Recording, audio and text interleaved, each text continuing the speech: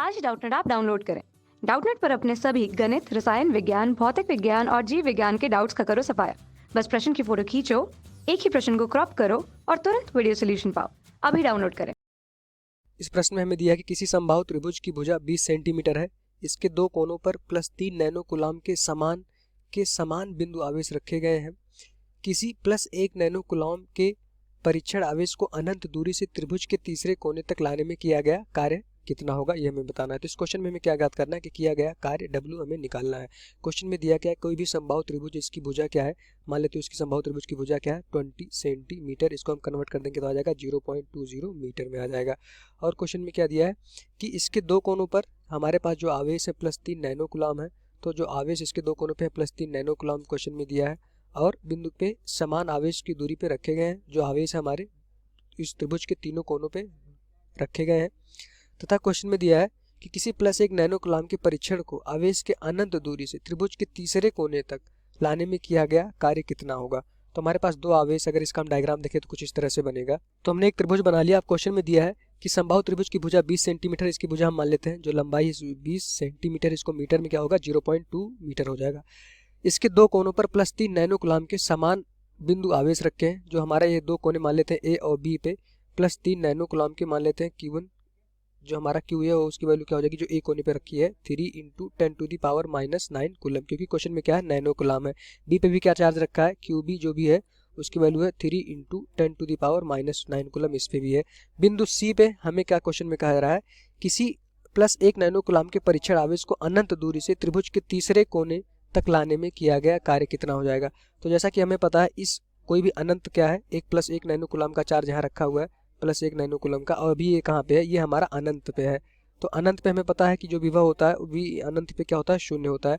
तो अनंत से किसी भी बिंदु, किसी भी एक हमारे परीक्षण चार्ज को हम कहते हैं परीक्षण चार्ज Q0 की वैल्यू क्वेश्चन में दिया 1 नैनो कूलम। किसी भी परीक्षण चार्ज को किसी बिंदु तक लाने में किया गया कार्य जो होता है वो हमारा क्या होता है, हमारा उस बिंदु पे क्या होता है, विभव के बराबर हो जाता है। तो बिंदु C पे विभव हम निकालेंगे। बिंदु C पे विभव किस आवेश की वजह से आएगा, बिंदु A और बिंदु B पे जो आवेश है उन आवेशों के कारण बिंदु C पे विभव निकालेंगे।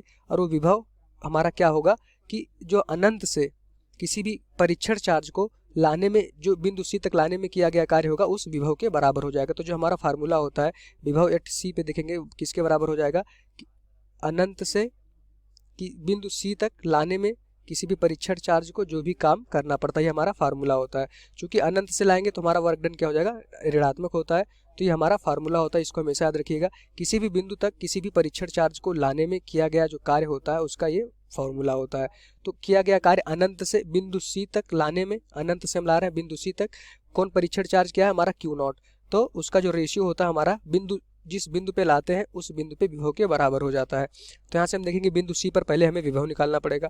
तो बिंदु C पर विभव हमारे पास कैसा आएगा, हमारे पास बिंदु A पे जितने भी आवेश हैं और बिंदु B पे जितने भी आवेश हैं उन दोनों के कारण बिंदु C पे हम विभव लिखेंगे। तो यहाँ से बिंदु C पर पहले हम विभव लिखेंगे तो उसकी वैल्यू क्या हो जाएगी, बिंदु A के कारण जो विभव होगा प्लस बिंदु B के कारण जो विभव होगा। अब बिंदु पे आवेश कितना है QA, तो विभव का जो फार्मूला होता है, विभव का जो फार्मूला होता है क्या होता है KQ/R। R क्या होता है, जिस बिंदु पे हमें विभव निकालना हो और जहाँ पे हमारा आवेश रखा हो। तो आवेश बिंदु A पे रखा है, हमें बिंदु C पे विभव निकालना है। तो इनके बीच की दूरी क्या है 0.20 मीटर है।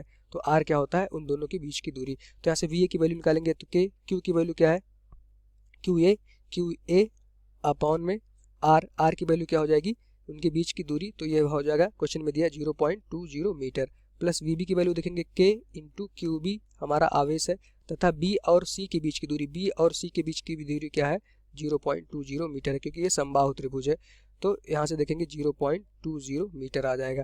अब यहाँ से हम सारी वैल्यू उठा के रखेंगे तो VC की वैल्यू क्या हो जाएगा, Q की वैल्यू क्या है 3 × 10⁻⁹ कूलम, Q की वैल्यू प्लस 0.20 प्लस यहाँ से देखेंगे तो हमारा QB भी क्या है 3 × 10⁻⁹ कूलम, प्लस हमारा अपॉन में 0.20। तो यहाँ से हम देखेंगे दोनों क्या है बराबर है, तो दोनों जोड़ेंगे तो क्या हो जाएगा VC क्या हो जाएगा 2K, Q की वैल्यू क्या हो जाएगी 3 × 10⁻⁹ कूलम अपॉन में 0.20। तो बिंदु C पर विभव अगर देखेंगे K की वैल्यू उठा के रख देंगे, K की वैल्यू क्या होती है 2 × 9 × 10⁻⁹